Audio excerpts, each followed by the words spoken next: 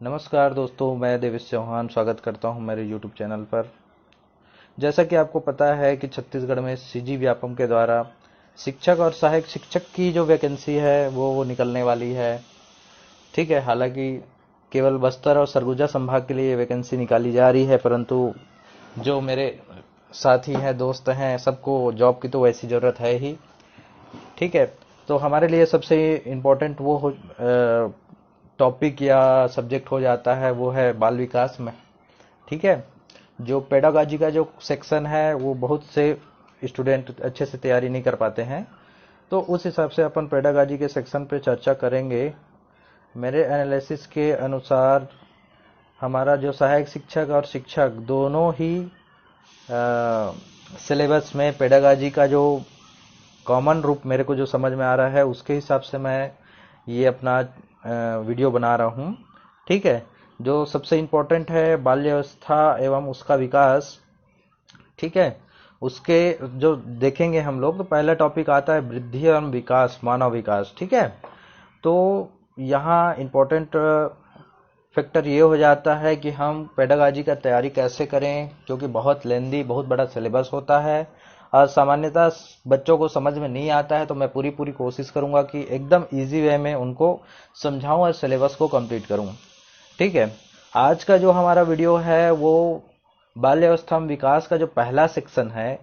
ठीक है, जो आपके सहायक शिक्षक और शिक्षक दोनों के लिए कॉमन यूज होने वाला है। ठीक है, आगामी एग्जाम में आपको बहुत ही हेल्प होगा इससे, क्योंकि 30 नंबर का क्वेश्चन इससे पूछा जाता है। ठीक है, तो आइए हम समझने की कोशिश करते हैं। सबसे पहले ये देख लेते हैं कि हमारा जो टॉपिक है, जो हमारा पेडागॉजी है, पेडागॉजी में सबसे पहले आता है वृद्धि एवं विकास। ठीक है, तो वृद्धि एवं विकास जो है एक बच्चे में, आप शुरू से, चूंकि जहां तक मैं एक्सपेक्ट करता हूं, मैं जितने भी लोग ये वीडियो देख रहे हैं, ठीक है, वो बीएड कर चुके होंगे। ठीक है, ग्रेजुएशन कंप्लीट होगा या 12th कंप्लीट होगा, लेकिन बीएड डीएड जो एजुकेशन, स्पेशल एजुकेशन का जो कोर्स है वो कर चुके होंगे।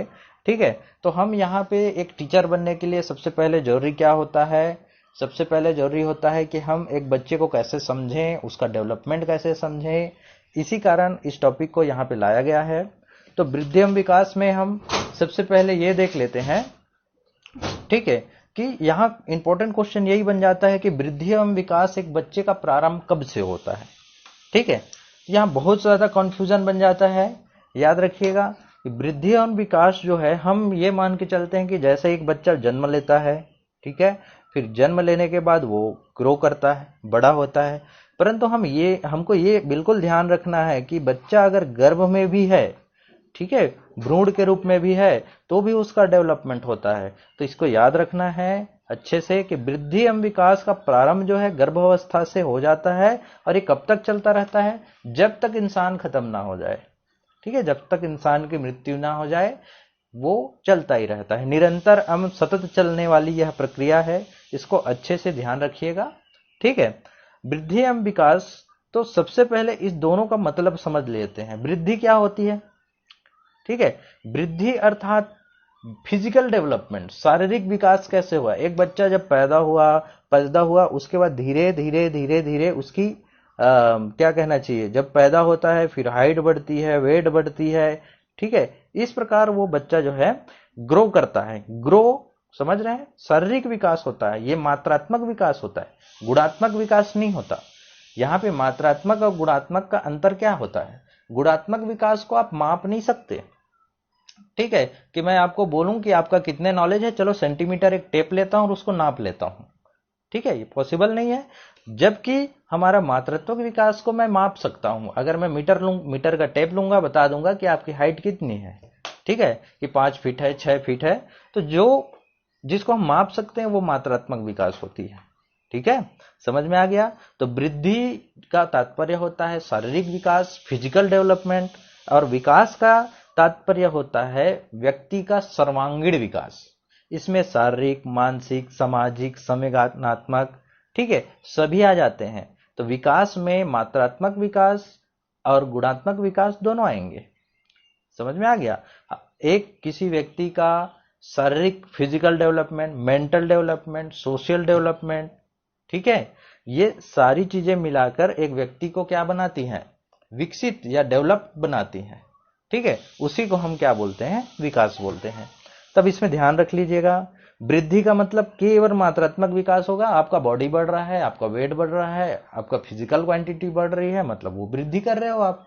लेकिन अगर बुद्धि नहीं बढ़ रही है तो, अगर दिमाग छोटा है तो हम क्या बोल सकते हैं, हाँ बढ़ा तो हो गया है लेकिन बुद्धि क्या है, विकसित नहीं है।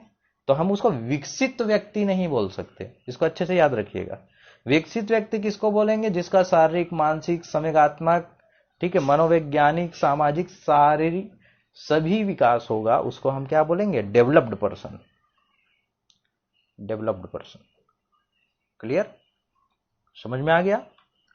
हाँ, अब इसमें एक ये देख लेते हैं, आपके वृद्धि और विकास के संबंध में कितने सिद्धांत हैं। पहला क्वेश्चन तो यही बन जाएगा, ठीक है, कि आपके वृद्धि एवं विकास, ग्रो एंड डेवलपमेंट के कितने सिद्धांत पाए जाते हैं या कितने सिद्धांत होते हैं। याद रखिएगा 7 सिद्धांत होते हैं, 7 बहनी, 7 सिस्टर्स। ठीक है, ये आपके विकास की संख्या है, इसको याद रखिएगा। ठीक है, तो वृद्धि एवं विकास के सिद्धांत कितने होते हैं, 7 होते हैं। पहला क्या है, विकास का क्रम, डेवलपमेंट सीक्वेंस। ठीक है, दूसरा क्या है, विकास की दिशा, डेवलपमेंट का डायरेक्शन कहां होता है। ठीक है, तीसरा होता है व्यक्तिगत भिन्नता, मतलब इंडिविजुअलिटी। चौथा होता है निरंतरता, कंटिन्यूटी। पांचवा होता है परस्पर संबंध, इंटर रिलेशनशिप। ठीक है, इंटर रिलेशन। और एकीकरण जो होता है छठवां, इंटीग्रेशन बोलते हैं उसको। और सातवां जो होता है सामान्य से विशिष्ट की प्रक्रिया। इस एक एक विकास को हम एक एक क्लास में समझेंगे। ठीक है, नॉर्मली याद रखिएगा कि वृद्धि एवं विकास के कितने सिद्धांत होते हैं, 7 सिद्धांत होते हैं। विकास का क्रम पहला, डेवलपमेंट, हमारा डेवलपमेंट किस क्रम में होता है, याद रखना है उसको। ठीक है, कौन सा सीक्वेंस में हमारा डेवलपमेंट होता है, उसको अच्छे से ध्यान में रखना है और अच्छे से ध्यान में रखते हुए उसको याद करना है, ताकि एग्जाम में जैसे ही क्वेश्चन आए हम बिना कुछ याद किए उसको टिक कर लें। समझ में आ गया। तो जैसे मान लीजिए मैं इसको समझाता हूं, नॉर्मली टिप मतलब 2-2 शब्दों में इसको बोलने की मैं कोशिश करता हूं। पहला प्रिंसिपल होता है डेवलपमेंट सीक्वेंस, मतलब विकास का क्रम। तो कैसा होता है, सबसे पहले बच्चा पैर को उठाता है कि सिर को उठाता है, सबसे पहले बच्चा सिर उठाता है, 7 डेज के बाद सिर को उठाना शुरू कर देता है। ठीक है, तो याद रखिएगा विकास का क्रम सबसे पहले ऊपर होगा, मतलब सिर को उठाता है, तो उसका स्नायु और लैंग्वेज पैदा होते ही क्या करेगा, रोने लगेगा। पैदा होते ही रोने लगेगा और पैदा होने के 7 दिन बाद पहले सर को उठाएगा। तो विकास का क्रम उसका क्या है कि सबसे पहले वो क्या है, अपने स्नायु और उसका जो लैंग्वेज भाषा क्षमता है वो पहले डेवलप होता है। समझ में आ गया। अब आगे देखें विकास की दिशा कैसे होती है, तो वही अभी मैं जो बता रहा था ये उसका दूसरा पहलू है। विकास जो है ऊपर से नीचे की तरफ होगा, पहले सर को उठाएगा, हाथ पैर हिलाएगा, फिर चलना शुरू करेगा। ठीक है, समझ में आ गया। तो इसको याद रखना है आपको। ठीक है, अब आगे देखते हैं दूसरा वाला वो क्या है। ठीक है, दूसरा वाला थर्ड है हमारा व्यक्तिगत विभिन्नता, इंडिविजुअलिटी। इंडिविजुअलिटी मतलब प्रत्येक व्यक्ति की अलग अलग क्षमता होती है, प्रत्येक व्यक्ति का व्यवहार अलग अलग होता है, प्रत्येक व्यक्ति में कुछ विशिष्ट गुण होता है। आगे चल के इसको और अच्छे समझने की कोशिश करेंगे। ये डिपेंड करता है एक तो वातावरण पे और दूसरा अनुवांशिकी पे। ठीक है, अनुवांशिकी मतलब व्यक्ति का जो परिवार का जो जीन होता है उस पर डिपेंड करता है, और दूसरा उसका इन्वायरमेंट क्या होता है उस पर डिपेंड करता है। चौथा सिद्धांत निरंतरता होता है, कंटिन्यूटी। जी, इसको मैं पहले बता चुका हूं कि व्यक्ति का वृद्धि एवं विकास कंटिन्यू चलता रहता है, निरंतर चलते रहेगा, निरंतर, कभी रुकेगा नहीं। जब तक व्यक्ति ना रुक जाए तब तक विकास तो नहीं रुकेगा भाई। अब देख लीजिएगा। ठीक है, समझ में आ गया। अब नेक्स्ट आता है परस्पर संबंध, मतलब इंटर रिलेशन, है ना। व्यक्ति इंटर रिलेशन बनाता है डेवलप करते करते, तो कैसे बनाएगा, भाई अपना शारीरिक, मानसिक, संवेगात्मक, सामाजिक सभी विकास को एक साथ जोड़ के एक बच्चा कंट्रोल करके रखता है, वो इंटर रिलेशनशिप हो गया। ठीक है, उसके बाद इंटीग्रेशन आ गया, एकीकरण का सिद्धांत। एकीकरण का सिद्धांत आपको क्या बोलता है?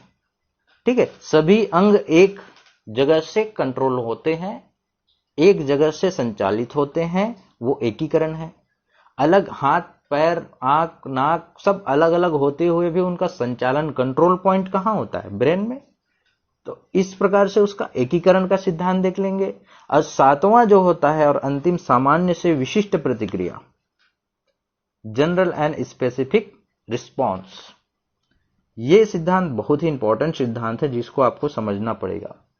हम पहले सामान्य कार्य करते हैं और सामान्य कार्य करते करते हम एक विशिष्ट कार्य करने लग जाते हैं। एक छोटा सा बच्चा को देखना, चलते चलते आएगा और चलते चलते आने के बाद वो किसी भी चीज को उठाने की कोशिश करेगा तो कैसे करेगा? पूरा दोनों हाथ से उठाता है। ठीक है, दोनों हाथ से, मतलब पूरा ऐसे पूरा बॉडी का इस्तेमाल करता है, पूरा बॉडी का इस्तेमाल करके इसको पकड़ के उठाने की कोशिश करेगा जब छोटा सा बच्चा रहता है तो। ठीक है, लेकिन वही बच्चा अगर बड़ा हो जाता है तो क्या करता है? एक पेन से ABCD लिखना सीख जाता है। तो पहले पूरे बॉडी का इस्तेमाल करता था और ऐसा डेवलपमेंट होने के बाद वो एक पेन को कितने अच्छे तरीके से, खूबसूरत तरीके से लिखना सीख जाता है।